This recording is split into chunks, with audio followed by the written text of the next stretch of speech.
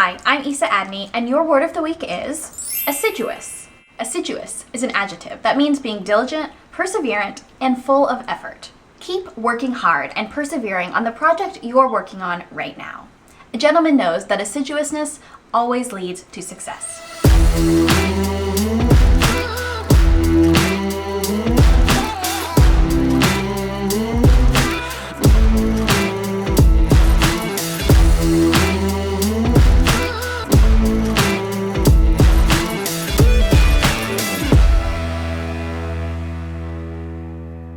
Watching something, then that you're still in the same. Yeah, mode. it is kind of the same thing. So I can't really sit and watch sports. UFC fights are the ones I can watch. Boxing or UFC are the ones I can watch. Because a lot is happening. But like basketball, soccer, football, It gets repetitive. I watch the NBA finals and that's it. Okay, fair enough. Because that's when it matters. I think Yeah. with a lot of sports, because now they introduce this tournament in season for basketball, so I guess that's to try to heighten what the regular season is. Because there's a lot of redundancy in the regular season. Like, Yeah. at least in football, every game matters, but then the problem is it's very top heavy. So Yeah. usually you know what teams are going to be there in the end. Very seldom do you have a situation where it's just four randoms from Right. they were not good the year prior and then And- they came out of nowhere. Football, one thing that bugs me, and I understand why they do it, it's because it's such a taxing it's like so taxing physically. But I think for football, it's annoying because they only play one game. It's like single elimination. Yeah. So yeah. NBA, there's 7. You know which team is better. You guys Yeah. play 7 games. I'm sorry, you play best of 7. You know who's better. Football, you have a team that beats one team during the regular season, but then they see each other in the playoffs and they lose. It's like, who's better? Yeah, because the funny thing is every given Sunday, and then on top of that, all it takes, and this is what's a beautiful thing about professional sports is, all it takes is all of us to play our best game today. Yeah. And that's more than enough to take us to where we got to go. You can have the greatest team of all time. If they get outplayed that one day, are you the greatest of all time? Like the 2007 Patriots were so much better. They were So good. undefeated, greatest offense of all time until that particular time. Their defense was amazing. They had so many Hall of Famers on that team and people who probably would have been Hall of Famers if they won the Super Bowl. And then the Giants came in for one game. And the entire playoff run, one game. It just took one game. You play your best football and you win. Yeah. And by the end of the year, when you look back on that team, they were not the best team in the league. They For weren't sure. the best team in their conference. I And mean- they were able to get the job done. It happened. I mean, that's kind of how it is with fighting too. You make one mistake in fighting and you're done. You could be doing the entire fight. yeah. Make one mistake. Adesanya, no, not Adesanya. Kamaru Usman, Yeah. when he fought against Edwards. Made one mistake, boom. Yep. And now he's out of it, you know? Yeah. So it's like, it's interesting how sports work that way. I think that's similar to life. I think life works that way too. I think if you fuck up in life one time, you get in one accident, your entire life's ruined and changed forever. Yeah. So that's just the nature of the universe, bro. You can't do nothing about that. Yeah, is it like a freak accident or just complacency that you think it could? I don't know. I like to think of it as destiny. You like to think of it as that's interesting. Destiny. I think there's some things are just meant to be. So like if a freak accident happens, because there's avoidable accidents and then if there's freak accidents. If it's a freak accident, it's like that's what God wanted you to be. Yeah. And then you have to find a way to deal with that adversity. Like I always looked at it from like ground karma, air karma. I remember Patrice O'Neal had a great joke about it. Ground karma and yeah, air it's like karma? when he talked about how he's not concerned about being a good Samaritan while he's just, let's say if he's crossing the street or something like that, he sees an old woman with her bags, who gives a fuck? Just go about his day. Yeah. But if he's on a plane, he would help. Oh, wow, you need help? Let me put your luggage up in there. You see me, God? I'm a good person, right? Because of the air, it's out of your control. But if you're on the ground, there could be cars approach. All right, I see the car. I'll just move out of the way of wherever One of it's the at. craziest thing is though, I don't even think you're ever in control anywhere. I don't think so either, because I saw a video where this dude was on he's on a motorcycle, just sitting at the red light, and then a car speeds past the intersection, hits a pickup truck. The pickup truck goes flying into the motorcyclist, and he survived. Yeah. The person who was on the high-speed chase, they died. But then you could just imagine just sitting there at a red light, then immediately, bam, car comes flying right into your motorcycle. But you can't do anything. That's what I'm saying, bro. It's a freak accident At some point, it's or like destiny. Could be destiny. It's destiny. Like some things are just destiny. Like that's how it is supposed to be. That's what God has intended for the universe. And you can't really argue with that because it's like, it's one of these things where we don't really know as human beings. We're so tiny. We're like these little people. Like we don't know anything, bro. So yeah, it's weird. I think life is weird in that way, but I think there's a poetic nature to life. I talk about it all the time where it just feels right. Some things just feel right. When something is too perfect, like the storyline is too good, you're like, this feels right. Like this guy needs to be here. Right. I think there's a lot of different moments in which that happens. And what's interesting is I can't say, because it's very anecdotal, Right. I can't say what percentage of people don't experience that kind of destiny kind of feeling. Because there's a lot of people who just, I don't want to say in the way people, but they're in the way people, right? Right. NPCs. You're just existing, right? You're not really living. So with that being the case, it makes me wonder, for those who never have like that destiny moment, do they ever have like an epiphany at one point? You're on your deathbed, you look back like there was no sort of moment to where this stands out in your life? I think they were just like their destiny was to be an NPC. Their destiny was to be an NPC. So they were meant to just sit and like go through life. Because here's the thing, you can't have main characters if you don't have NPCs. Everybody can't be a main character. No, but I think it's a decision. I can't be cool as fuck if other people are cool as fuck. I think everybody's met with a decision. I think there's a point in everyone's life where you experience a crossroads. And well, maybe not so much a crossroads, because a crossroads would force you to make a decision. I think when you're in a position where an opportunity presents itself. So this is my take on that. What are these people that are just dumb? There are people that are dumb. There are great. Because I talk to a lot of like successful people. They're all pretty sharp. Yeah. But then I talk to some people and they're just dumb. But there's willful dumbness, and then there's just like regular, I guess, dumbness. Because there's some people who are like, let's say, what is the blue pill? Ignorance is bliss, right? Yeah. There's some people who will choose to, be complacent and, for all intents and purposes, be dumb, right? Who just they never really think for themselves, kind of everything is secondhand, take on a personality of whatever somebody they may admire, or whatever the case may be, like move wherever the wind blows kind of people. And there's other people who just, they're just no form of thought, like in their mind or anything like that. Do you think that's like training though? Do you think that's the world programming them and training them? Yes. Because people are programmable. We talked about it. In the same way that you domesticate animals, right? You had these wolves that were tough and strong, and you just fed them, you took care of them. They're like, man, it's nice here. I don't want to be out there in the wild hunting and stuff. I'd rather be taking care of these humans. And now you have these little tiny poodles like my dog who can't even fucking drink tap water, That's so it's like, it's like they do the same thing to humans. You see humans and they get domesticated. They get domesticated where they are so comfortable where they're at. They'd rather not think. They'd rather have a warm meal instead of get their own, earn their keep. So how do you avoid that programming for someone? Yeah, to avoid the programming. Here's the way I see it, right? Let's say I'm a billionaire and I want to program people. Who the fuck is gonna win? If I'm a billionaire and I do this, and there's a victim in the street, they're kind of helpless to my programming because I'm levels above them.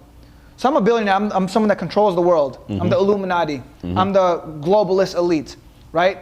And I see a population. I'm like, I'm gonna domesticate this population. What can they do to prevent that? They can't really do nothing. Because at that point, they're competing against someone that's fucking light years beyond them. Correct, but monetarily you have that. But I think if you're somebody who has a some sort, like you have an honor system, or you have a high level of, or I shouldn't say high level, but you have morals. You have certain sort of non-negotiables. I think if you now came in and you tried to program the people who are very strict in how they want to live their life, they would be able to escape. But those who are either you'll bend to whatever will is opposed to you, they'll immediately be domesticated. It's almost like the Matrix. Yeah, it's like selling. It's like selling a product. So when you do marketing, right? You show your ad, your propaganda, your marketing to 100 people. Let's say 80 of them buy, 20 of them naturally are not going to buy. So it's the same thing when you program someone with morals or values, or however you want to program. You could program them to be NPCs. Yeah, it's interesting because then it makes you think like, damn, is it really people's fault that they're NPCs, or is it are they just getting the short end of the stick? See, that's the interesting thing, because I've always wondered, like in the mind of an NPC, right? Because there's really I can't say there's no way to identify. It's just empty. But like it's just empty, like you're just going through the motions or whatever. Yeah. But my thing has always been like, do you have any form of ambition? Do you have anything outside of your day-to-day that you would like to accomplish? Is there anything that you would like to do? Like, granted, not everybody's going to live the exact same life. Everybody has different sort of goals, whatever the case may be.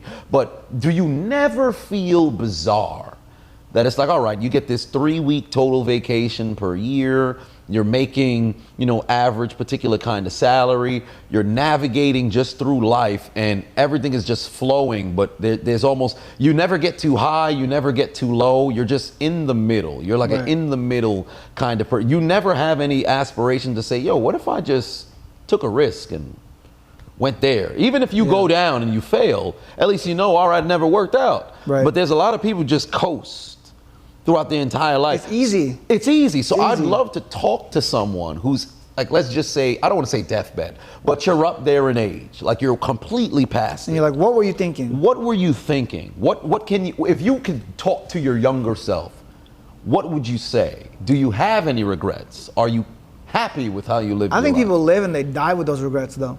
Because here's the thing, we have old people. I look at old people, there's two types. There's the old people that are just so happy and jolly. I'm like, okay, you lived a good life. But then you have the old people that are just cranky. It's like, nah, at some point in your life, you got fucked over because there's no reason for you to be this fucking miserable at this old age. Right. Some people who have erectile dysfunction, but they were teenagers when they got it. It's a bad time to live that kind of life. That's crazy. I'd hate that. You called me limpy or something like that. Life's not too good. Whoa. Yeah, hey, you can't, doesn't get up there, what you gonna do, How does that work? It's just the blood doesn't flow? You have bad blood flow? I have no clue, but I don't want to find out. Interesting, because so here's the thing, I've taken the erectile dysfunction medication. I didn't need it. Erectile dysfunction medication? Is it like Viagra? Yeah. Oh, why didn't you just say Viagra? No, because now there's like Cialis and Blue Chew, and like they have like it's like no longer just Viagra. Viagra was the name brand. There's a bunch. There's a bunch. And there's a bunch. I took it, but like that's just for like extra. That's for like you gotta lay it down. That's when they're supposed to give it extra pump. Yeah, that's that like when you're a kid. Because when I was a kid, I would always listen to like those Chris Brown songs. Yeah. I'm like, when I lose my virginity, I'm gonna be like that, right? But then I lost my virginity. It was like 3 minutes. And I'm like, how does Chris Brown do that? So as an adult, you start to learn. And I'm like, some days, obviously, you can have regular sex, or there's some days where it's like, pop out the Viagra, let's do this. It's like a pre-workout. It's like a pre-workout, but the workout is sex. So who gets the pill? You or her? When you say pop out the Viagra, who goes to get the pill? Me. Oh, you would go get the pill. All right, fair enough. They do have women's pills too. Women's Viagra? Well, no, I think it's like a stimulant to get them more into like that Rhino gas station pill? Something like that. I think it's what do you call pussycat pill? Something like that. That's the gas station pill? Somebody told me 2 weeks ago. I'm like, what? I ain't nobody doing that. Listen, as someone who owns a supplement company, I can tell you those are just scams. Yeah, it's either placebos or it'll make you sterile. But Viagra actually just gets your blood flow down. Right. That's like used to be prescription. Now everything's over the counter. Anybody can go and get it. How does that? Because even sometimes with that, I'd be like, I don't really understand how this works with people. I don't understand how people don't get hard. It's weird. It's just fucking like you can't handle blood flow. Like you can't control your blood flow. What's going on here? Maybe I don't know. You could say that to people with asthma. You can't breathe without assistance. Yeah, it's wild. But it makes you wonder, because even it's a shame that you had to deal with that 3 minutes. That's I had a joke about that when I was doing stand-up. I think I called it a commercial dick. That's what it was. Commercial dick? What does that mean? 3 minutes? Like I think you're watching a show, 3 minutes, it's a commercial. You come back, commercial dick. Got it. Yeah, one of my worst session I've ever had when I engaged in coital behavior. That's some commercial dick. Never heard back from a 2-week one-night stand. How old are you? Very shame. This was 24. I think I was 24 at the time. How old are you now? 29. 29. Yeah, I think about it still, because you never want to have a bad performance that's out there, and I think it was just because I didn't have enough time. You know what's crazy? Sometimes maybe I'm a fucking asshole. Sometimes I don't care. Sometimes I'll just like nut quickly, and I'll give 0 fucks. It depends on the because what's that meme? The meme is like she's like, did you just come? Yeah, bitch, I came to my senses. Get out. Well, yeah. What do you know? Hey, it happens. It happens. Everybody has their moment of selfishness. I think because ultimately for me, it's like a burden of performance. I guess for me, there's actually a story. There was one girl one time.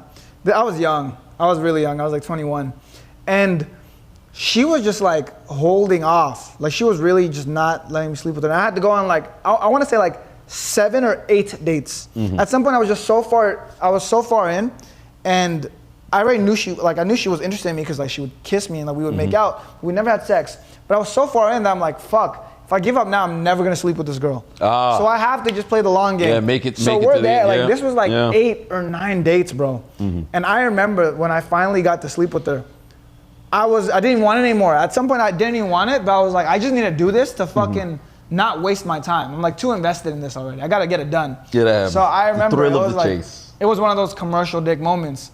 But after that, I was like, all right, cool, I'm done. I've never talked to her ever again. Ever again.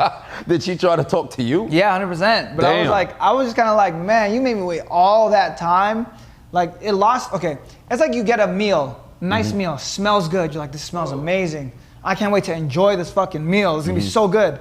But it's sitting there, and then it's starting to get cold, and the aroma's gone. It's not as fresh anymore, and you're kind of like, man, I don't want this. I wanted this 20 minutes ago. I wanted this 8 dates ago. I don't want this fucking meal no more. Fair enough. That happens. That happens. But I feel like it's a normal thing. I feel like guys. Oh yeah, no. It's completely normal. It's like moments in which you have to strike while the iron is hot. Yeah. And then there's a lot of times in which like you could try to prolong something, but then the longer that you prolong, it's like I get to know you a bit more, and I don't really like you as much as I did. Yeah. So I was much more invested before. Like had we done this then I could have maybe tolerated, the type of person that you are after the fact. But then now that I waited this long, I'm only here for the sex. Right. The sex is done. Well, got what I needed. Go by my day. So now that we talk about sex, what do you think NPCs, like with the NPCs, how do their sex lives go? How are we choosing who's an NPC? Yeah, I think that's how we can determine. NPCs, I think when I look at NPCs, I'm like, you are not outstanding at all. You have zero distinguishing features. I look at you, I love my vocabulary is getting better talking to you, but when you look at an NPC, they have no distinguishing features, they're not extraordinary at all, they're literally completely normal. And you're like, what makes you special? If I was a person, let's say it's a girl, right? Or girls, it's harder with girls because guys go based off looks, but let's say it's a guy, he has no distinguishing features. I look at a guy and I'm like, why would a girl ever choose you? That's in my opinion, that's what an NPC is. It's like, and they have no like spunk. Because here's the thing: if a guy has like some like flavor to him, like he could be broke. Doesn't have like when I say NPC, I'm not talking about broke people. I'm not talking about like fat people. I'm talking about people that are like are those things, but they also have no personality on top of it. Right.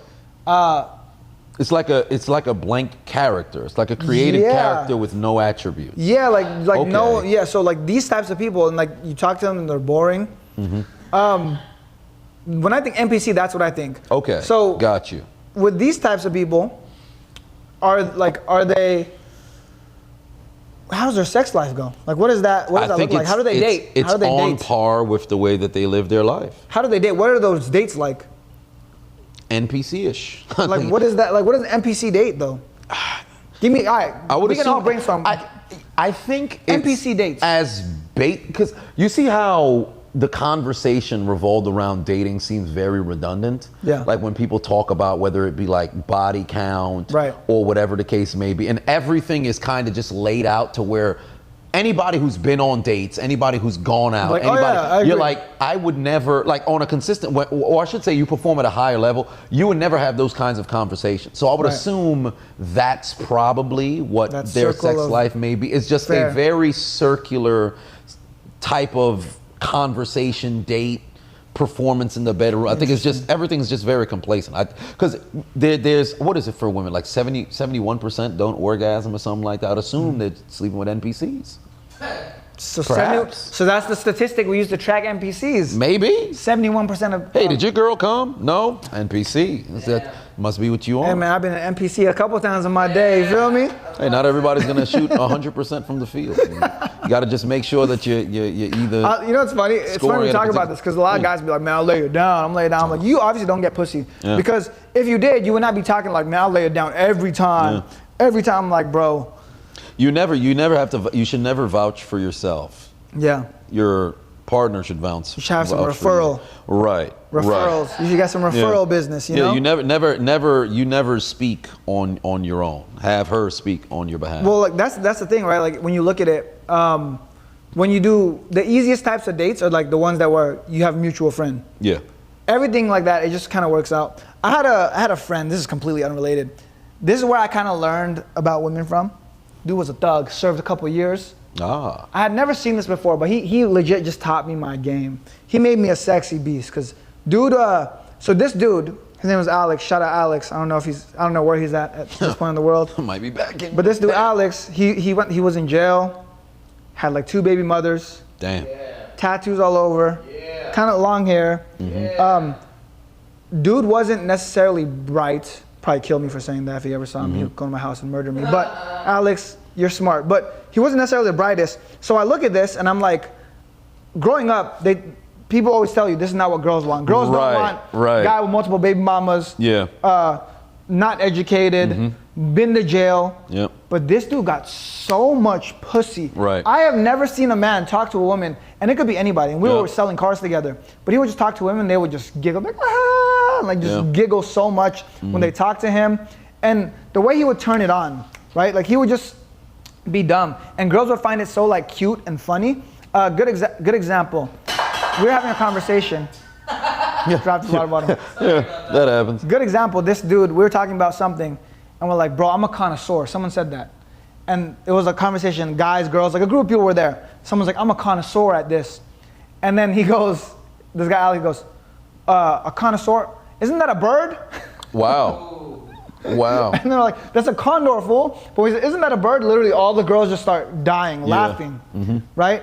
And they would all just want to like talk to him, get to know him. Was he good looking? He wasn't even necessarily super good looking. This is what he probably just had the charisma about him. He was just like funny and energetic, and I think he had this like goofy Retriever energy? Yeah, he was like goofy, dumb, confident. Like, goofy, dumb, but he was confident. Like he would do Okay. backflips on cement and stuff. Got you. He was just like goofy and dumb, but like super confident, very masculine guy. Like he would be down. A vibe, as they would say. No, because he'd been to jail, so he was like kind of like hot-headed. Okay. But for like with women, he wasn't hot-headed, but with guys, he was just super like aggressive or like anytime a guy called him out, I was like, "What the fuck you saying to me, bro?" But with girls, he's just like dumb. He's like, "A condor? Isn't that a bird?" Like he's stupid.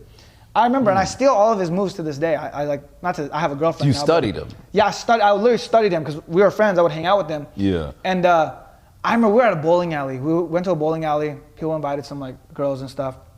And he's sitting here like with this girl, and he would just stare, like he would stare them down, like, "Yo, what's up?" Like he would just be like this super just like Mac Daddy, like swagged out dude. Yeah. And this girl's gonna bowl, and he goes, "Hey, listen, if you like," and he's been flirting with her the entire day. She's like, "Fucking leave me alone." Like she was like kind of like pushing him away, but he knows the game. So he goes, "Listen, if you hit one pin, I'll leave you alone forever." And then like he says it exactly like that, and the girl's like, "Okay," misses all the pins. Damn. And he walks off. He's like, "Listen."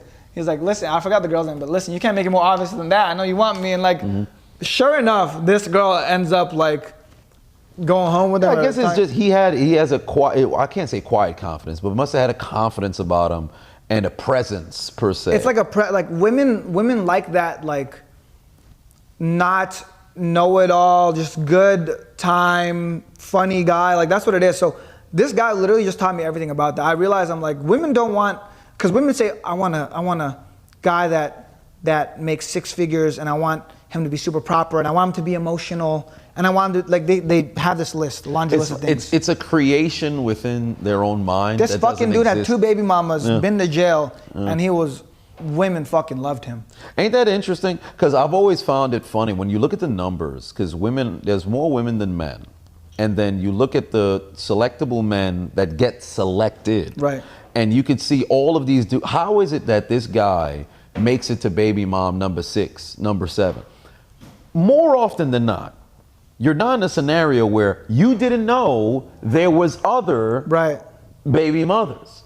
So how is it that you chose them baby number 6 rather than like that's always been the one that I've always found so interesting. I tell everybody this: women like drug dealer archetypes. That is the archetype, drug dealer. And I say drug dealer in this way. No, they like the drug dealer archetype. They don't like drug dealers. but they like the archetype. And this is what I mean by the archetype. A guy that makes a lot of money. Okay. Doesn't talk about what he does. Okay, mysterious. If a guy makes a lot of money, but he's like, I'm an entrepreneur, I'm in tech, girls like, fucking boring loser.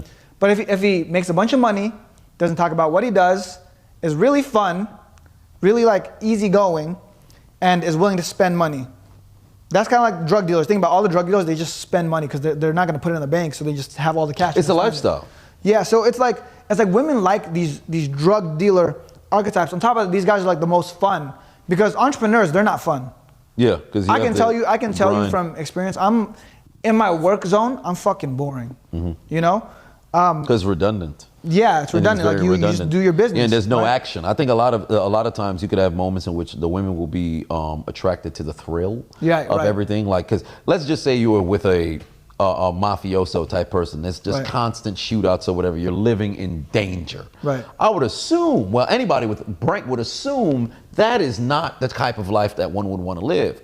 But because of the excitement factor, you don't know what's coming next. Right. Maybe, I don't know, it's very interesting. It's unpredictable. Yeah, it's unpredictable.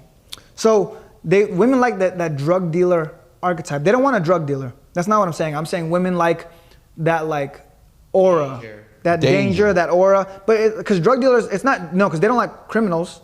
They like drug dealers specifically because if it was just danger, it's not cool. But the danger when you put the money with it, it's like danger and money. That's where kind of like they because I think it depends on the type of because I do think there's a criminal element because let's just say if you're a racketeer or something like that, the money component plays a role because I think that's what makes it tolerable. I think if you remove the money factor, but then you keep the same sort of, you have the experience, the vibe is there, but there's no money that's attached to it. The violence or not necessarily violence, but the danger exists there, but there's no money. The women wouldn't tolerate that. I think now if you add the money element, but there's a certain percent, there's an archetype of woman that likes that kind of lifestyle. So it because there's a percentage of women who stay completely away from it, and then there are those who I think are on the fringe, and then those who are super into it always happen to go in that direction towards that particular kind of drug dealer archetype. So I think the hot ones all kind of go there. Probably because there's a certain sort of thing that they're looking for. Fair. So. But I think it ends up not being a good situation for any of them, right? Because I think women like this stuff in a short term. Yes. And then when it comes to like having a family, it's like, yeah, that guy probably got loads of pussy, but he's probably very lonely. It's not sustainable. It's not sustainable. And also those women are like, oh, this guy is awesome. He's so dangerous. Yeah, fuck me. But then they're like, do I want to really get into a mortgage with this guy? Right. But what I think though, I think the women look at these types of guys and they're like, I want to change these types of guys. Yeah, that too. So they look at them, they're like, he's getting a bunch of pussy. I want to be the one that he stays with forever. Yeah. Say I can change him. I can change him. And I've changed. I think it's ultimate. I've changed him. Maybe that. Right. But then I think the problem is especially as it pertains to, let's just say you mess around and have the child by them, is you don't have that epiphany of, oh, this person's a bad fit until, there's much more baggage that had since existed. I think maybe it's like, fuck, this person is definitely not a right fit. I hope I'm not pregnant by him. And then you're like, oh, fuck, and then you find out you're pregnant. No, or now I have to change it. Right. Or there's you get those good lies that's told to you of, all right, cool. You find out that you're pregnant. They may seem excited or whatever the case may be. And then bam, prison, or bam, death. Or maybe they're so more addicted to the game of dealing outside or whatever sort of nefarious activity they're doing versus being at home. And then now you're just sitting there like, wait, I was promised this particular kind of lifestyle, but I didn't get it despite all of the red flags that just so happened to be there. Yeah, I think for me what it was too. So that's why I don't even think you necessarily have to be a drug dealer. I'm not telling people, be a drug dealer, bitches will like you. That's not what it is at all. It's more so like, because I remember seeing him, I shaped my entire personality after that. It's like, I want to be a drug dealer personality without being an actual drug dealer. So I wanted to have money, I wanted to be capable of violence, I wanted to be adventurous, almost exciting guy. And I think my life completely changed too. As soon as I did that, women like me way more. I'm like, wow, this is not, because in the beginning, as a kid, I was very logical about my approach to women, I would just be like, I'm gonna be nice to her and she's gonna like me. I'm gonna show her that I'm smart and she's gonna like me.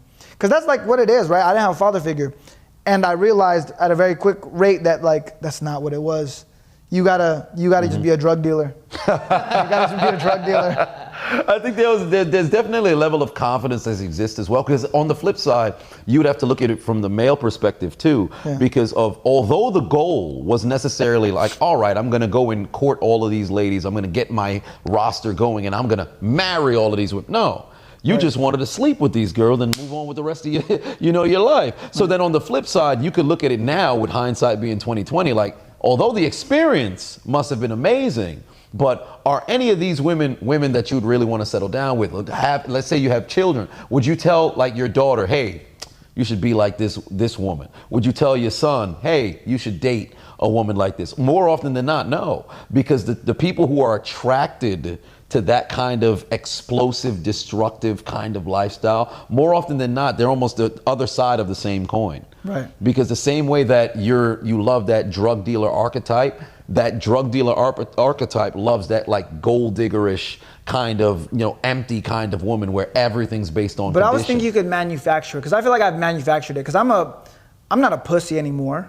Maybe I'm actually becoming a drug dealer, but I mean, hey, I used to be very afraid of stuff, but then the second I started like embracing that like archetype, I'm still not that guy though. I'm not like a street dude. I'm not a gangster like that. This guy was actually a street dude. I'm not really a G like that, but I like manufactured it. So to build attraction, I feel like. So people would be like, okay, I like this. It could be self-esteem, just confidence all around. Because I think, and even like assertiveness. Because there's certain sort of like docile kind of traits that naturally as children, because there's some kids who come out of the womb and they're just immediately ready for all the smoke, whatever the case may be, and they have that natural confidence. But I think as we all age, we develop different sort of kind of traits that's, conducive to success. Because a lot of those very traits that you were able to use when you were selling cars in an effort to get women, you can now apply that into business, and it's gotten to you to where you're at now. Fair. Because when I was young and I was going through elementary, junior high, high school, I wasn't always like, all right, man, I'll be confrontational. I was never like that. More often than not, I would back down because I was more fearful of what would happen if I make it back home and disappointed my father than to engage in the fights. It wasn't until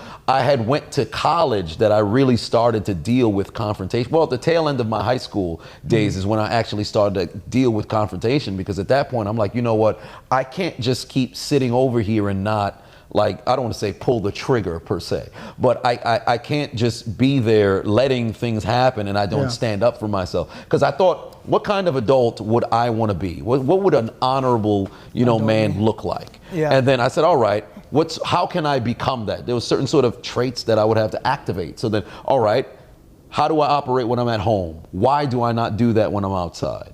What's the difference? If you're incredibly confident when you're by yourself, but now you're insecure when you're around people, there's an issue. So what's the issue? Identify what that is and then immediately fix it. Mm-hmm. So then I just went through this entire period of just trying to identify, where do I lack? What don't I, excel at? Why does that happen? Where does that stem from? Then I'm like I'm the person doing the math equations, like Zach Galifianakis, with all the equations popping out. Like, all right, what has to be fixed? How can I change this? And then when I became an adult, I look back like, oh, I understand it now.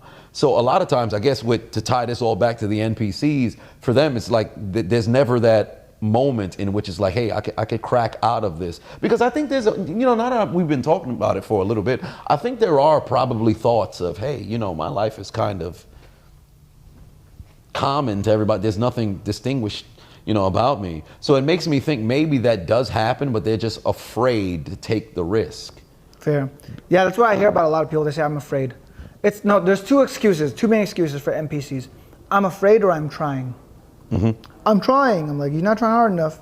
Some shit you're not doing. There's a Nipsey Hussle video. I fucking love it. Mm-hmm. I've been listening to Nipsey Hussle a lot this week because I've been in my beast mode. Hey, you're a big LA guy? Yeah, big LA guy. But Nipsey Hussle, there was a guy, he's like, man. He's like, Nipsey's like, yo, you got social media? He's like, I'm trying, man. He goes, trying? It's free. Yeah. Are you trying? So it's like most people are like, I'm trying. I'm like, you're not trying. Because most of the time, there's lots of ways to make money. It's very fucking easy. And not only that, it's like it's easy to get in shape. It's easy to make money. I don't want to say it's easy. It's simple. And you know what you have to do. You just don't do it. That's the best terminology to put it. It's very simple because a lot of people just don't have that discipline. And I think that's the one thing that's separating those NPC or lower level individuals from those who are higher and excel. Because for whatever reason, it's very bizarre to me. Like especially with, let's say, exercise, when you could look in the comment section of somebody who's in incredible shape, and you see people, man, I don't know where to start. I don't know what. But have you started? Most people say exactly. Yeah. Most people just say, "Hey, I'm trying." But are you?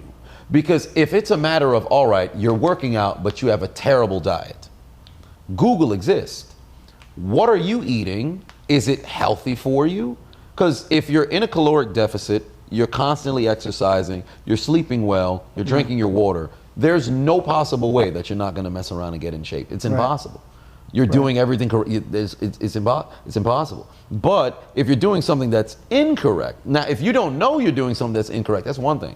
But if you're doing stuff, you recognize, hey, my problem's not being solved. But rather than make an adjustment, you just keep doing the same thing. Isn't that what insanity is defined as? Doing the same thing over and over and over, expecting a different result. Like that's the portion that I just can't wrap my mind around. And it's wild because it's so easy to make money. I posted this on my story today.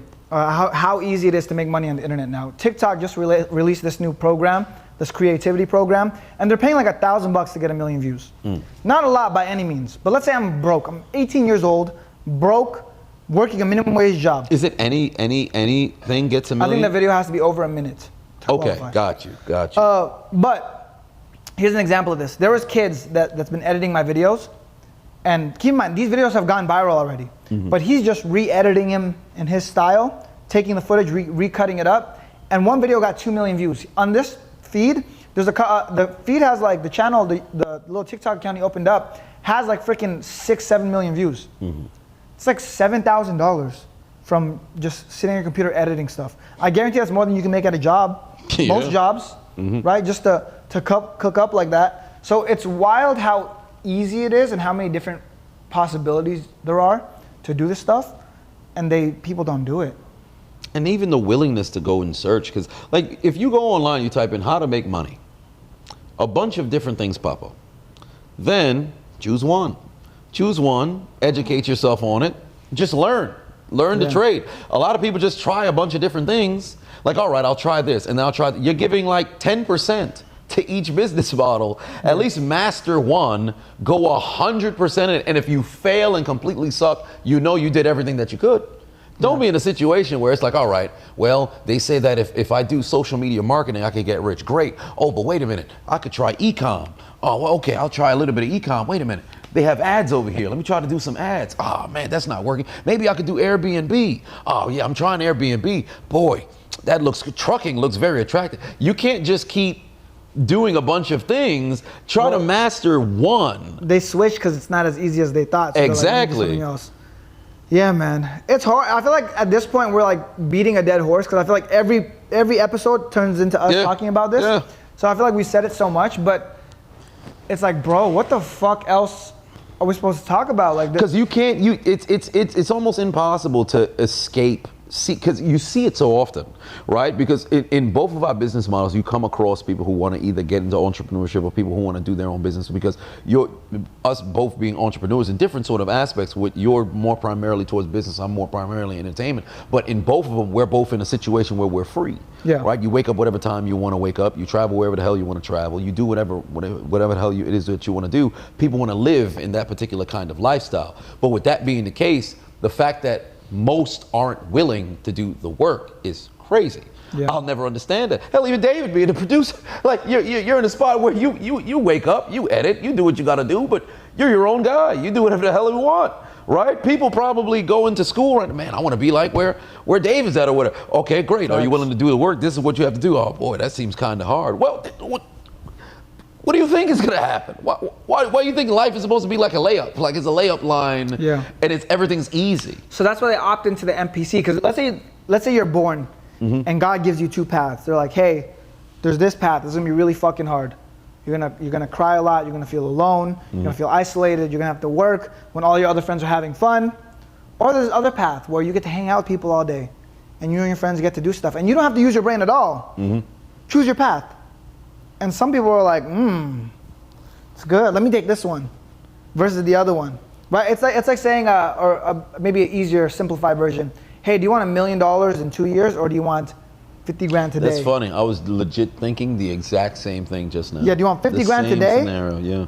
Or do you want $1 million in 2 years? And people are like, 50 grand today. They might not say it. Like if you ask them that question, they're like, $1 million.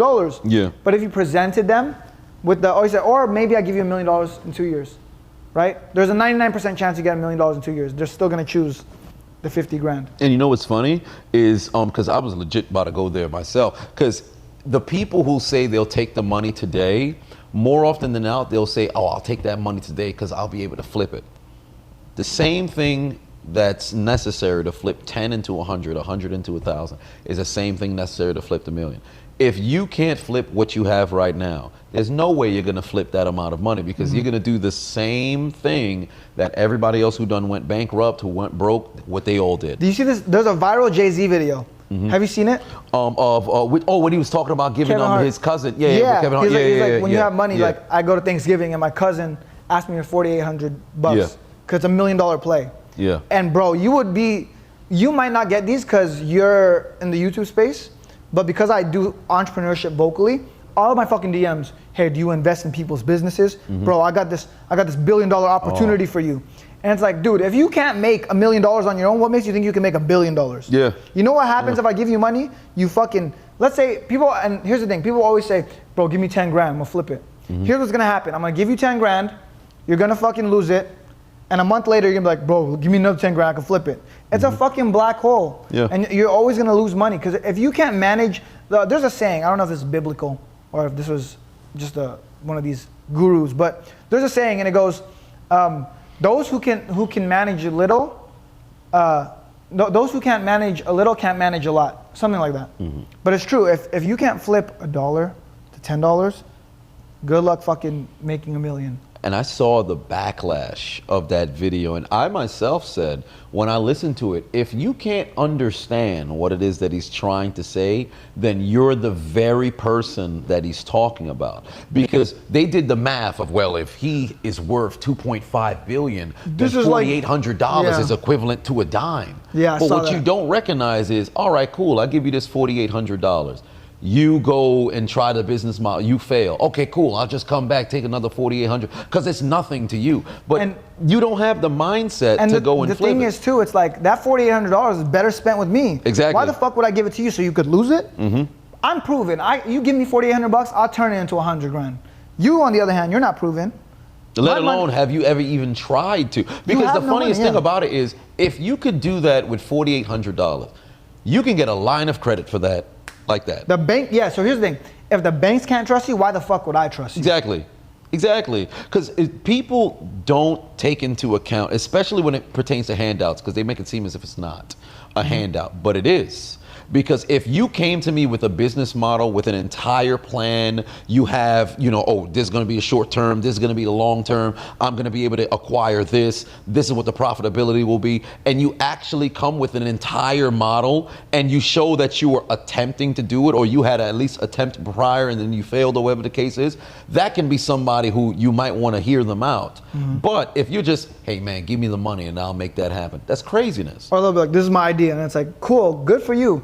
Here's the thing, if it was really good, you wouldn't be asking me for money, because banks would be begging you to give it to you. Exactly. That's one thing you're gonna realize about the way the world works. If something is genuinely a good idea, if it's money to be made, banks, big institutions will be begging to give you money. Do you know how many fucking loan offers I get? Hey, take some money from us. Because they know they're gonna make fucking money. I turn it down. People offer me money, I turn it down because I could use my own money. And that's kind of like the situation of it all. It's like, if it was really a good idea, you wouldn't be asking me. The bank would be, the money would find you if it was a good idea, if it was a good play, if it was a real thing.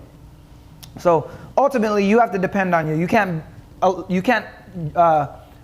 bet your entire future on someone else helping you. Right. You can't look for handouts. You got to actually be somebody who goes after it on your own. Because at least if you try and fail, you can learn from what caused you to fail, make an adjustment so that you could work towards succeeding. Yeah. But if you're just like, all right, I'm not even going to try anything, but this person can be my sponsor. Because what happens when I give you the 4,800, it does not work out, and you carry your life with no shame.